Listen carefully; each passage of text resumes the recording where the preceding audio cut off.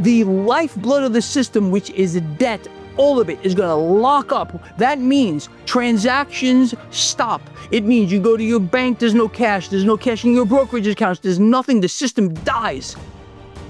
This is Kaiser Johnson with Liberty and Finance, and these are the Miles Franklin Weekly Specials for May 19th through May 26th, 2025, while supplies last. First this week, we feature backdated 1-ounce gold American Eagles at just $89.99 over spot per ounce. 1-ounce 2025 silver American Eagles are just $4.99 over spot. Next, we have 10-ounce silver Royal Mint coins at just $2.99 over spot per ounce. The 10-ounce Britannia, 10-ounce Royal Arms, 10-ounce Little John, and 10-ounce Merlin are all 4.9s fine. And we have a very limited quantity. Again, they're just $2.99 over spot per ounce while supplies last.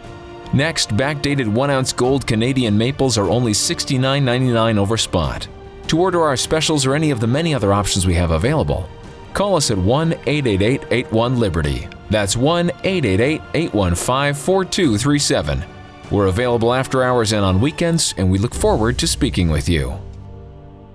Welcome back to Liberty and Finance. I'm your host, Dunnigan Kaiser, and our guest today is one you will likely recognize. Gregory Mannarino, the founder of TradersChoice.net, joins us this Wednesday, May 21st, 2025. Greg, thanks for coming back on Liberty and Finance. Love being here, man. Thanks for having me. I appreciate it.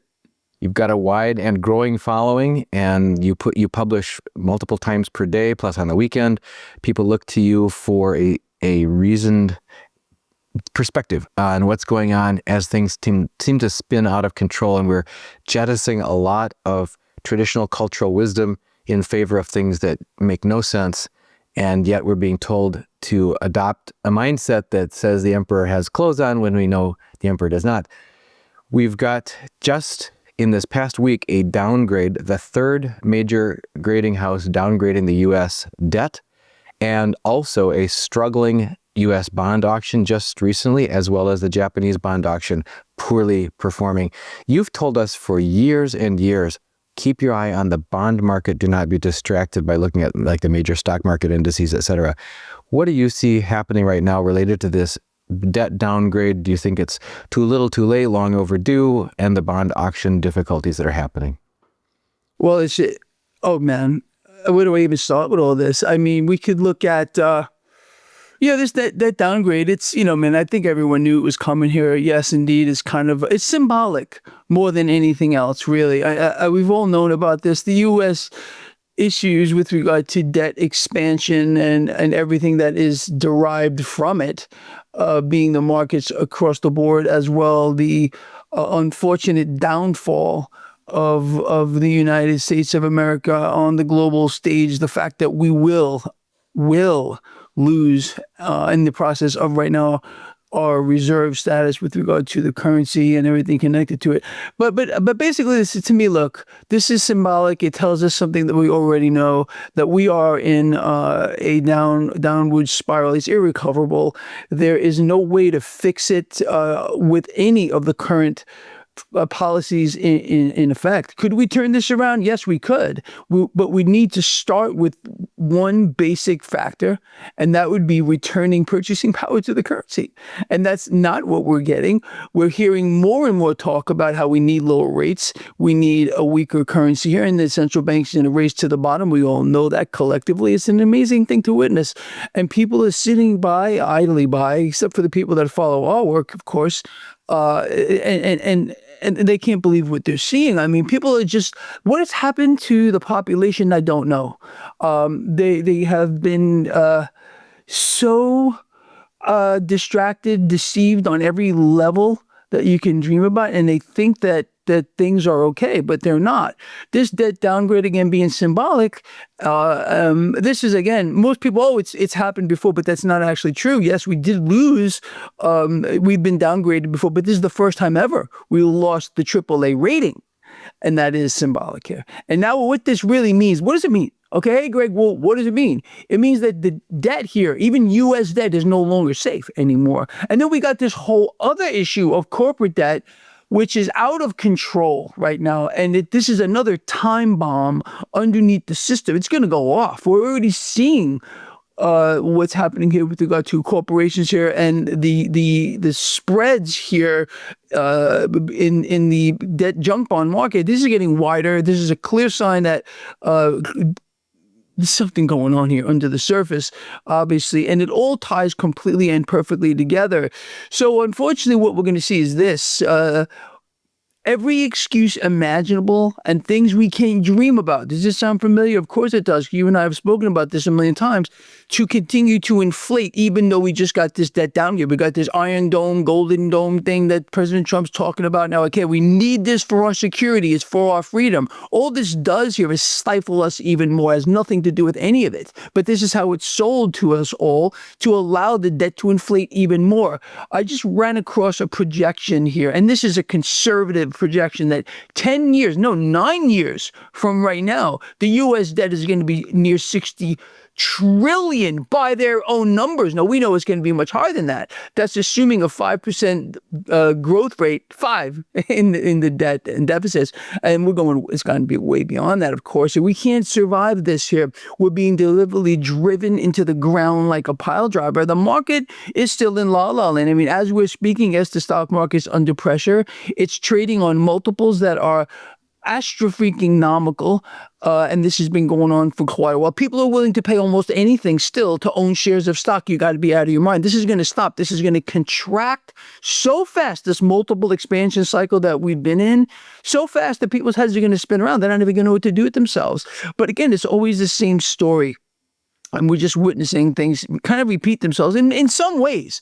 But we've never been here before. This is where no man, no woman has gone before with regard to the global financial system. And we are witnessing, again, a symbolic event, which is going to precipitate to making it very real for people at one point. And I'm talking about this goes way, way beyond the markets. The markets, look, people like to play in them. I'm one of them. We like to study it. I'm fascinated by the movement of cash through the markets, through the economy, how it works, what governments do to prop it up, central banks, who pulls the strings, the puppeteers, all of it. It's fascinating to me. But, and I think, look, man, we're preaching to the choir. There's no doubt about it. But the issue here with regard to global debt, currency devaluation, debasement on the back of artificially suppressed rates is epic. Epic. What's happening here is, what are they doing? We have world leaders, every single one of them. What are they doing? They're protecting the banks. They're protecting the banks and they're putting it on us. So protect the banks and make the people suffer by doing so. Pretty much that's it. That's where I wanted to go next with you. You just published an article about that principle of the banks being protected and the pain being transferred to the public. There's lots of examples of that we've talked about on our channel. Some additional ones I'll follow up on, but I wanted you to be able to get your central point across on that, because you're right that people need to be woken up to that. Well, let's talk about it. I mean, it's just, look, some things really are so obvious that, I mean, I almost feel like someone's punching me in the face when these things just kind of hit us all. And I think, again, we're preaching to the choir, but what's going on? What we're seeing, just this morning, we find out the inflation in the UK unexpectedly jumped. It's always unexpected. Here's another one. Here's a headline here. Food prices are rising. Just listen to this. I'm just reading this. This is not Greg Mannarino. Consumers are beginning to experience tariff-related sticker shock. It's not just about tariffs here, okay? This is about currency devaluation on the back of artificially suppressed rates. Tariffs are definitely a hidden tax, no doubt about it. But this is a deception in some ways here. It really should be saying here a combination of currency devaluation, but it's not. Let's read more. The average cost of food is up compared with the same period last year. I mean, really, honestly, we need someone to tell us this. And how about this one? As a percentage of overall income, again, this isn't me. This is an article I'm reading here. This is on Market Watch. The amount spent on groceries continues to rise. Now, this is what bothers me more so than everything else. Consumers are scaling back on healthy foods, opting for cheaper alternatives. So people are now poisoning themselves because they have no choice. They got to buy the poison instead of the good food. Do people not see? They can't see what's going on here. But and again, going back to what we were just talking about, here's the issue. Inflation is rising everywhere. How do we stop it? We need a stronger currency. Does that make sense to a single person here listening? Of course. It makes sense to every single person that's listening to this because it's the truth and people know the truth when they hear it. How do we return purchasing power to the currency? Many, many ways. We know we're not going to go back to a gold standard. Okay? President Trump could end the Fed today, instituting the Gold Reserve Act of 1934. Today, goodbye. See you later. Back the currency with the gold, value it whatever he wants. Ain't going to happen. We're hearing the guy out of his own mouth and everybody else, every single world leader, same thing. No one's pushing back against central banks lowering rates artificially here and killing their currency. So let's put this into perspective. We understand that we need to return purchasing power to the currency. Sound about right? We could do this by raising rates. If people don't believe what I'm about to say, I'm going to urge them to look this up for themselves. Period. Higher rates and a strong currency are the builders of economies. Low rates and currency purchasing power losses are the wrecking machine of the economies of the world. We have been more prosperous in the United States and around the world when we've had higher rates and a stronger currency. The current situation just wipes us out. Wealth gets stolen right out of the middle class, right out of the economy, shoved right up to the 1% and 2%. That's how it works. So when you hear a politician say, hey, you know what, we need lower rates or we need a weak currency, you realize that they're working for their central bank. So here's the thing. We need higher rates around the world. We're not hearing a single world leader say that. Why? Higher rates would hurt the banks. It would hurt the central banks. Okay. That's not going to be allowed here. So instead, we're going to get lower rates, and we're going to see more lower rates here moving forward in the United States as well. This destroys we the people. So we get destroyed, the banks get to survive, and they get to inflate. Again, the most basic principle that people do not understand is how does a central bank lower rates? When, let's say tomorrow, the Fed comes out and says, you know what? President Trump is right. We need to lower rates right now and therefore destroy purchasing power of the currency. The Fed has to get into the market. They can't just say it. They can't wave a magic wand. They have to create the currency out of nothing, buy the debt, and buy both of these things are currency purchasing power negative. But no politician can tell you that, and most people have no idea how it works, but that's the basic principle of it. So the banks are being protected because, again, we need higher rates. Not going to happen because that would hurt the banks. That would hurt the central banks. That's it's basically obvious, right? So what are they going to do? They're going to lower rates, kill the purchasing power of the currency via that mechanism here, and we lose. It's too simple to understand. This is basic economics and finance. But again, it seems like every single world leader doesn't get it. Really, honestly, they don't understand that. But obviously they do. So there's a much darker thing going on here. One of the things, well, a couple things you mentioned there, I want to dig in a little bit on. One, you talked about the debt. We're drowning in debt, and yet the real estate market, for example, is just in this sort of this suspended reality. It isn't reflecting yet. Well, first of all, the stock markets aren't, and the real estate markets are. This bubble of everything. We've seen I mentioned this last time I think we spoke, that in our 55 plus community where my wife and I lived, there were 4 homes for sale when we moved in here 2 years ago. Now there's over 40 homes for sale. They're not moving. We've met multiple real estate agents working as waitresses in different states that we visited because there's nothing moving. Our mortgage banker says they're not writing mortgages. So it's just suspended reality, suspended animation, like everybody's holding their breath. I remember our good, dear departed friend Rob Kirby said it's like when Wile E. Coyote runs off the edge of the cliff and he's just sort of hanging in midair and he hasn't realized he's about to fall yet. How much of that suspended reality is a day of reckoning that's coming to both commercial real estate and residential real estate, having to go down to find a clearing price in this market where nothing's moving? Whole entire system, let me see if I could find the right words here, is believing that somehow inflating more debt is going to be the savior of the system. Henceforth, while you hear a person like President Trump, and I'm not condemning the man, I'm telling you what came out of his mouth, and it keeps coming out of his mouth, that we need to lower rates here and therefore, again, kill the dollar. He's got enough guts, and I will give him credit for saying this. He comes out all the time and says we need a weaker currency.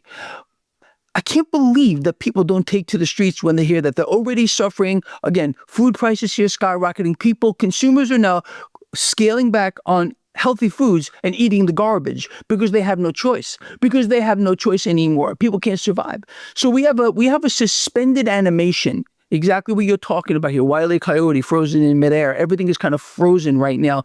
And this should tell us something, that we are at the precipice of this, and it's going to get extremely real. It's not just about the real estate markets, commercial real estate markets, stock markets, debt markets, or anything else. It's about what's going to happen to we, the people of this world, who are being pressured, who are being erased, who are being eliminated via this process by governments that have gone completely wild, drunk on debt.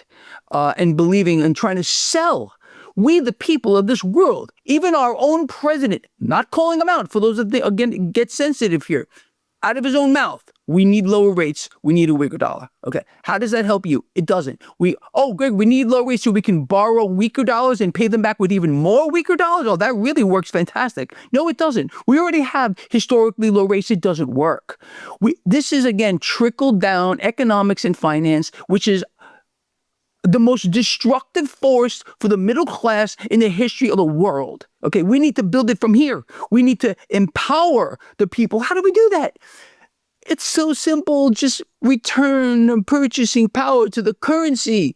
But that's not what we're hearing from a single world leader. Why? They're protecting the banks. They're protecting the financial system, the nightmare, the parasite that is sucking us all dry. That's what this is. It's a parasite. I wrote a paper this morning, another one.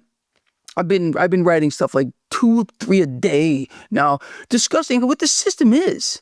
It's a parasite, and it's sucking us dry. And the more they lower rates, and the more they kill the purchasing power of the currency, the more of a parasite it becomes.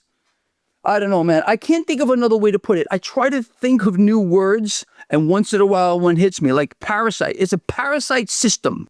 Yeah, it is a parasite that's turned into a cancerous parasite, because a sustainable parasite is one that leaves the host well enough to continue to feed it. But if the parasite grows larger than the host, where the government becomes the largest employer, et cetera, and it drains the lifeblood out of the host, which is the middle class. And by destroying the middle class, it destroys its own sustenance. There's an old saying, it's as though the parasite thinks that it can kill the host and go on living on its own. But this is the elite crust thinking that they can kill off the engine of productivity, which is small businesses, all the middle class, hard workers, and everything, and go on just on their own without that sustenance. Another thing you talked about was risk transfer. Several examples of that, and you've got more. The pension risk transfer, we talked about that a couple interviews ago. It's a real thing. It's companies that are basically washing their hands of their obligations to their retirees and going, we're not going to be on the hook for your retirements, because they're looking ahead, as you do. They're looking ahead and they're seeing the tea leaves in that the markets are not going to keep going up forever, and they're not going to be able to meet these obligations. So they're selling off their risk in that to insurance companies. They're aggregating that risk and saying, we'll take it on. Maybe you'll talk to us about how sustainable that model is. Also, the Great Taking talks about creeping, systemic, over decades, changes to laws in all 50 states and most countries, saying that the people who think they own stocks and shares in a company are known, they don't really own anything. They're just beneficial parties. And that sort of thing, transferring the risk away from that, they're not going to be able to actually take advantage of being owners of real things. That's a part of that destruction of the middle class you're talking about, is wiping out those who can't afford to own things. You'll own nothing and be happy, while the top fraction of a percent thinks that they can get by owning everything and everybody else just be renters. And another one is the Social Security cost of living adjustments. We talked with John Williams from shadowstats.com several times on here. He's talked about, as cooked as the books are on the Consumer Price Index, he said they're even worse on the cost of living adjustment numbers that are used by Social Security. So they're absolutely eviscerating their true obligations to those who paid in all their working lives. And small businesses during the whole COVID last few years, I think that's what you were talking about, those got basically, a lot of mom and pop businesses got shuttered, never to reopen, whereas the too big to failure businesses got favored treatment, and those grew even bigger. Any responses to you on any of those risk transfers that are basically wiping out the future of the current middle class as well as their children and their grandchildren? I think what you're talking about is going back to the credit default swaps here. This whole derivative issue plays right into this. Look, man, debt and debt obligations and all stuff connected to pension plans and all the stuff you were just talking about. There's no way it can be paid. There's no way. And what this is going to end up happening is I think it's obvious, at least it is to me, and I'm certain it's obvious to the people that follow your work.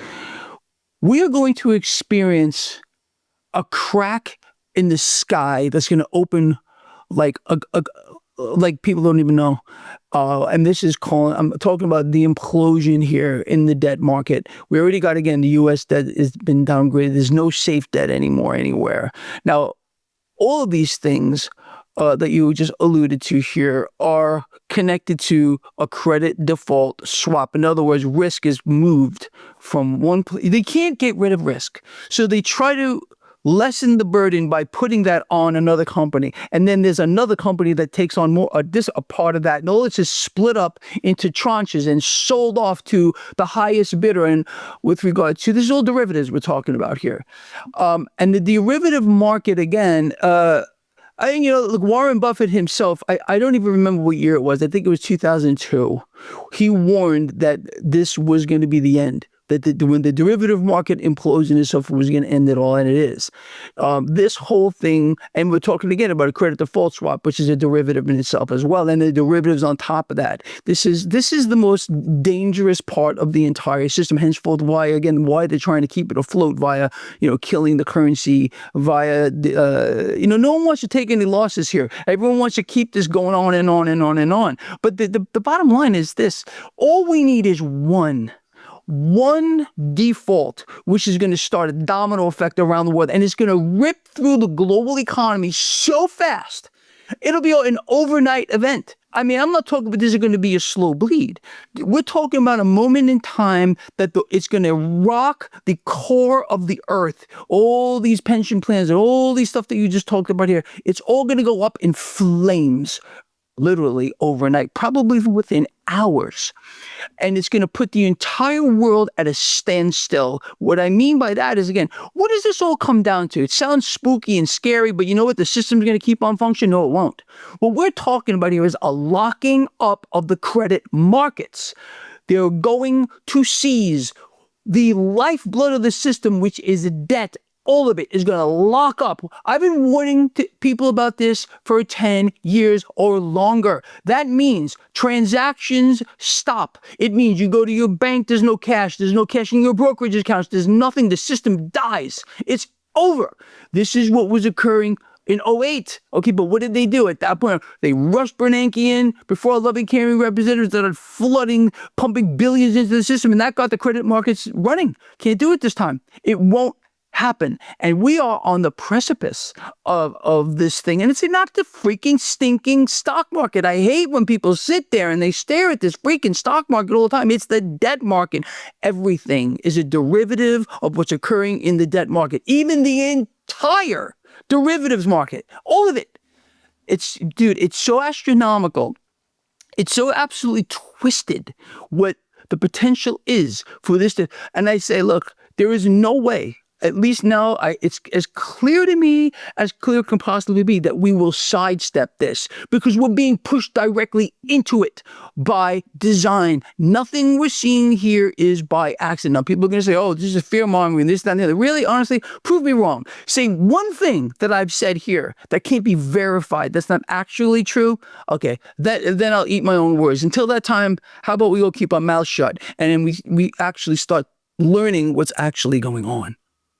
Part of our original channel name was Reluctant Preppers, where we met you and you interviewed several times with us over the years on that channel. The idea of being about preparedness. And one of the elements of preparedness that you always recommended, and one of the ways that you expressed it, is become your own central bank.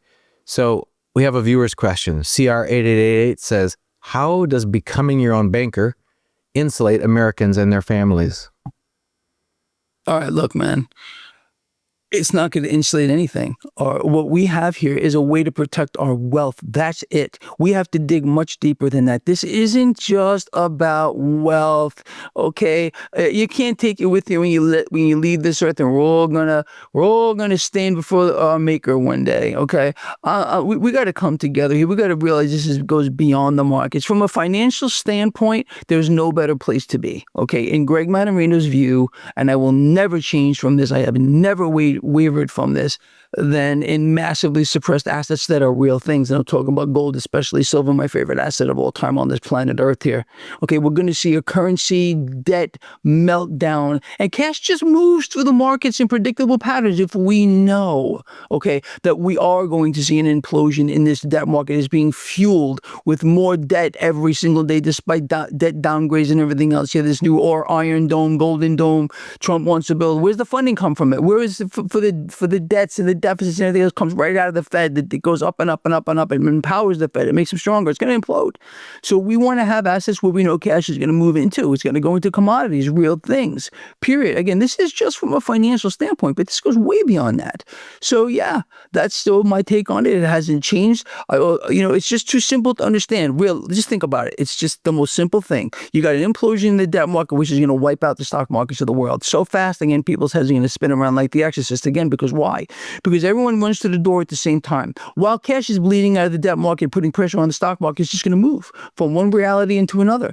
In my opinion, it's going to go massively into commodities on a scale that people aren't going to believe. And I also believe still it's going to go into cryptocurrencies as well too. We just hit nearly 110,000 on Bitcoin, and we haven't even seen the beginning with that. But this is how you protect yourself from a financial standpoint. I hope I covered the question. Well, yeah, I think you did. From a financial standpoint, rather than letting our savings, earnings, and retirements be just eviscerated, putting them into something that maintains its value. Had a bad dream about that last night, and this was the solution there as well. We have a question here from Phil5405. As you've pointed out, our government is running deficits in the trillions. It seems to be increasing. The number of settlements in other currencies between other nations outside the dollar keeps rising. How long before this causes a dollar currency crisis? We're in a dollar currency crisis now. The world is in a currency crisis. The central banks are in a race to the bottom. But this is an excellent question, and I'm glad this came up because I was thinking about this. We're going to see the dollar lose its reserve status. There's no doubt about it. Right now, we're about 25 years into the cycle. These cycles of the reserve currency switching hands here, there's a particular pattern that they follow. And the United States right now is following this particular pattern. I would say if I had to put a number on this, and I hate doing this, but I'll just throw it out here. I think we're right at the end stage of the dollar right now, being moved away from, it's again every day that we're seeing this. The world is de-dollarizing. The world doesn't want our debt. No one wants our dollars. We don't even want our dollars here. Instead of acquiring gold, as the BRIC nations are right now, we're adding cryptocurrencies to our strategic reserves. That's not a confidence builder at all. If President Trump were not working for a central bank, which he is, of course, the Federal Reserve, all presidents are puppets of these central banks and the puppeteers that run them.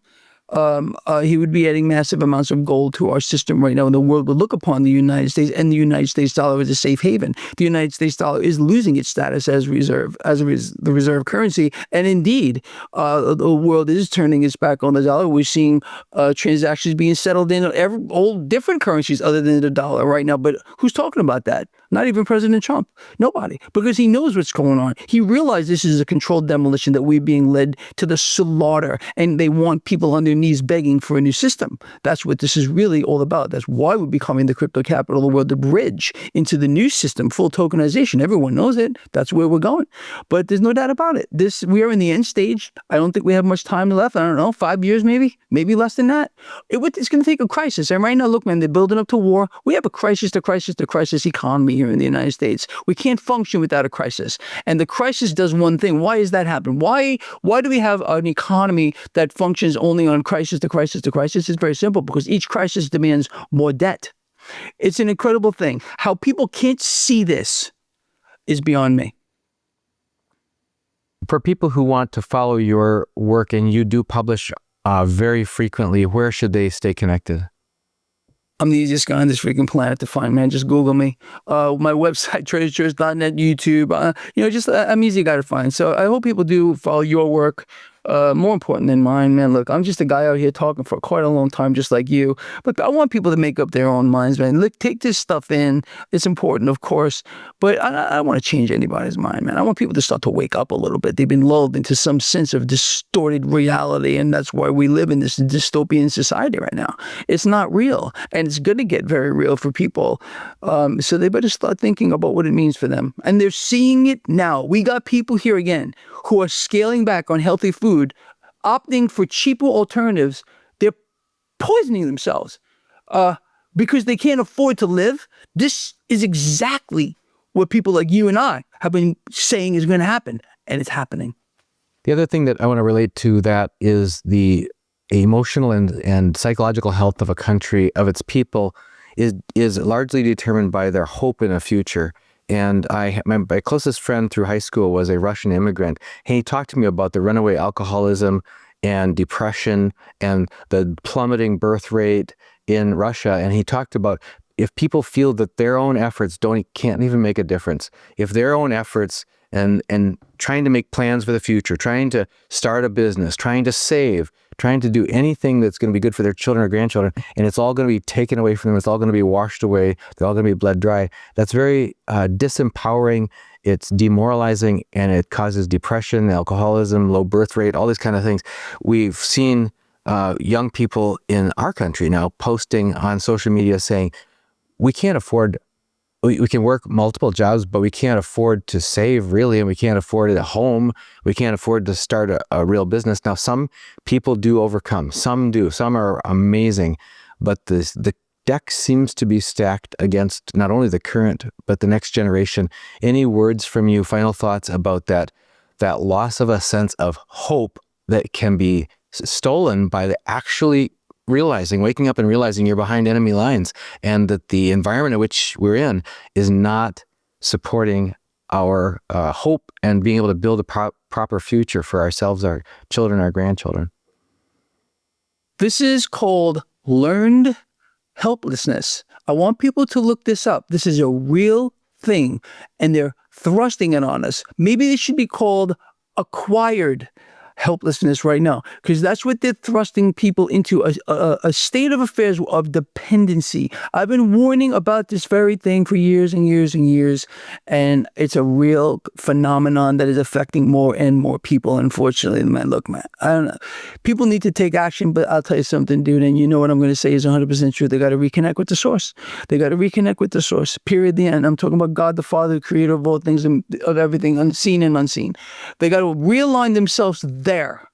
Number one, then everything else will start to take shape for them. Their whole mind is going to open up. They listen to people talk like you and I, and they think that maybe we possess some kind of special knowledge or we're smarter than they are. There's no such thing, not at all. I am probably the least smart person that's listening to this entire thing. Meanwhile, I believe that I have a strong foundation in my connection with the force here, with the source. Force could be the same thing. I don't know. Pick a name. There's millions of names for God the Father since the beginning of time. Jesus Christ called him what? Abba. I call him Jah. People call him Jesus Christ himself. I mean, we can go on and on with names. It's all the same. Okay, it's all the same. We're all connected. We're all children of the source or the force or Abba or Jah or Jesus Christ, however you want to talk about it. So realign yourself there first, and then everything else will fall into place for you. I don't know another way to put that.